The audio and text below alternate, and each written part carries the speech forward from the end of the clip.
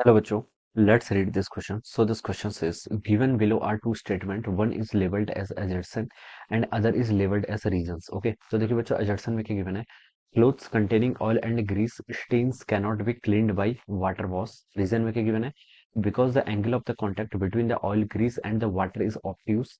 In the light of the above statement, choose the correct answer from the options given below. ठीक है, आपको देखिए यहाँ पर इसके बताना है, करेक्ट ऑप्शंस बताना है. ऑलराइट, तो चलिए इस क्वेश्चन को अब हम क्या करते हैं, स्टार्ट करते हैं. So we are writing the key concept of this question. इस क्वेश्चन का बच्चों की कॉन्सेप्ट का लिख सकते हैं.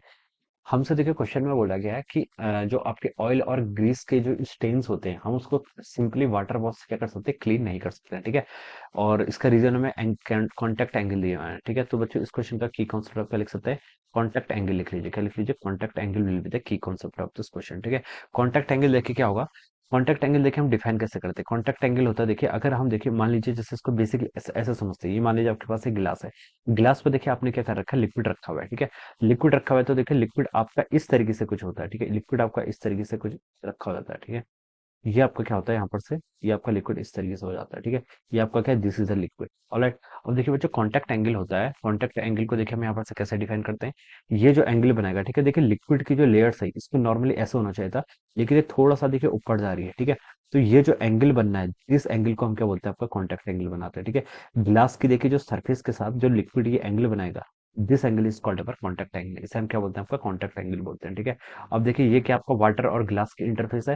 तो ये जो आपका कॉन्टैक्ट एंगल बनना है किसके साथ, ग्लास के सरफेस के साथ, ये कितना बनना है, लेसर देन 90 बनना है. ये थीटा क्या बच्चों आपका लेस देन 90 है. तो हम बता सकते हैं यहाँ पर जो आपका क्या है, कॉन्टैक्ट एंगल है, वो क्या बनेगा, आपका एक्यूट बनेगा. और एक्यूट बनने का मतलब होता है कि जो आपका लिक्विड है ये क्या करेगा, इस सॉलिड को क्या कर देगा, आपका वेट कर देगा.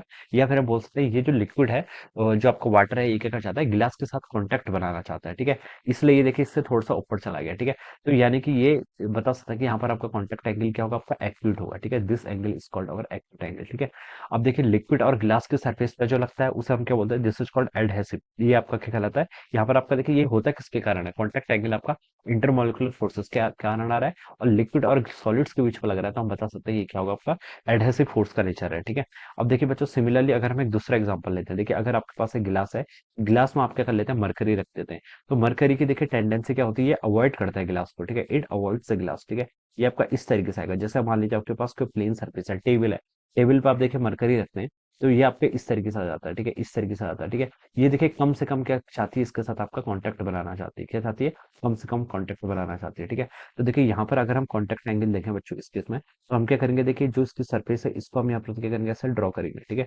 अब देखिए हम एंगल डिफाइन करेंगे.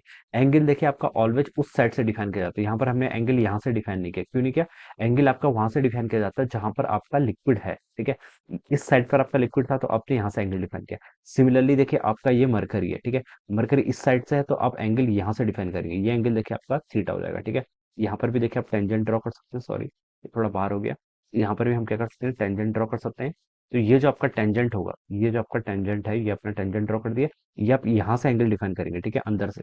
तो ये थीटा के आपका यहाँ पर, थीटा आपका यहाँ पर एक्यूट 180 डिग्री से ग्रेटर आ रहा है, या फिर इसको हम ऑब्ट्यूज बोल सकते हैं. ठीक है, तो ये यहाँ पर आप क्या बता सकते हैं, इस केस में बता सकते हैं कि जो यहाँ पर लिक्विड क्या करना चाह रहा है, अवॉइड करना चाह रहा है सॉलिड को. तो देखिए जहाँ पर आपका थीटा ऑब्ट्यूज आता है, तो वहाँ पर लिक्विड क्या करना चाहता है, अवॉइड करना चाहता है सॉलिड को. और यहाँ पर थीटा क्या है, एक्विड है, तो हम बता सकते हैं यहाँ पर क्या करना चाहता है, ये अवॉइड नहीं कर रहा है. ठीक है, ठीक है, यहाँ पर हम ऐसे बता सकते हैं.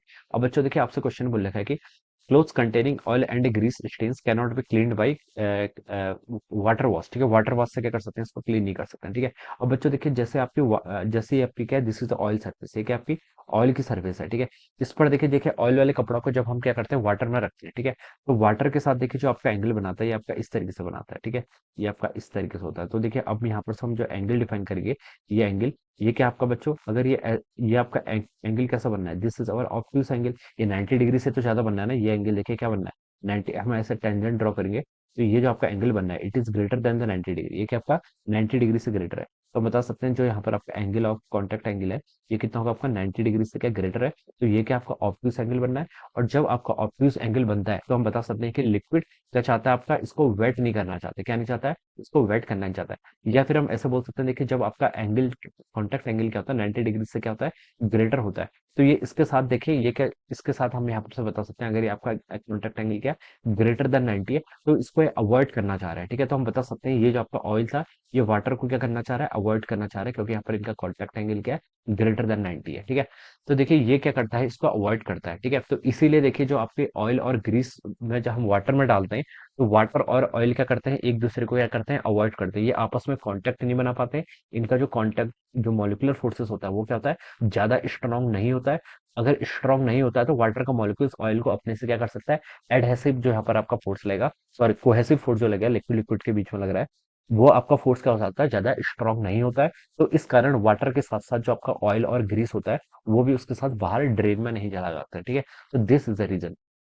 तो एजर्सन पे बोल रखा था कि clothes containing oil and greases stains cannot be cleaned by water wash. तो बच्चों ये स्टेटमेंट आपका बिल्कुल करेक्ट है, ठीक है, क्लीन नहीं हो पाते। इसका रीजन क्या गिवन कर रखा है, because of the angle of contact between the oil Greece and water is obtuse, obtuse है 90 डिग्री से ग्रेटर है इन द लाइट ऑफ, ठीक है, तो ऑब्ट्यूज है आपका, ठीक है, ऑब्ट्यूज एंगल है। तो हम बता सकते हैं ये क्या चाहता है, इसके साथ देखिए ये इसके साथ रहना नहीं चाहता है, ठीक है। ऑयल और वाटर के बीच में जो आपका फोर्सेस होते हैं, कौन सा फोर्सेस होते हैं, जो आपके कोहेसिव फोर्सेस होते हैं, वो ज्यादा स्ट्रांग नहीं होते।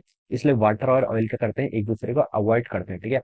अगर देखिए एक्यूट एंगल होता और आपका कॉन्टैक्ट एंगल क्या होता आपका लेसर देन 90 होता, तो ये क्या करते एक दूसरे की तरफ इनका जो फोर्स होता वो क्या होता ज्यादा स्ट्रांग होता। तो वाटर के साथ साथ वाटर क्या करता, ऑयल को भी अपने अपने साथ खींच के ले आता और हम इसको रिमूव कर सकते थे। लेकिन यहाँ पर एंगल कितना ऑब्वियस है, तो ये रीजन भी क्या बच्चों आपका बिल्कुल करेक्ट है। तो बच्चों हम बता सकते हैं एजर्सन भी करेक्ट है, रीजन भी करेक्ट है, और रीजन आपका करेक्ट एक्सप्लेनेशन है। तो कौन सा ऑप्शन होना चाहिए, आपका ए ऑप्शन होना चाहिए। So we can say that option A will be the right answer of this question, ठीक है। किस तरीके से बच्चे क्या करते हैं इसको डिफाइन करेंगे। So I hope you all understood this concept. All the best and thank you so much.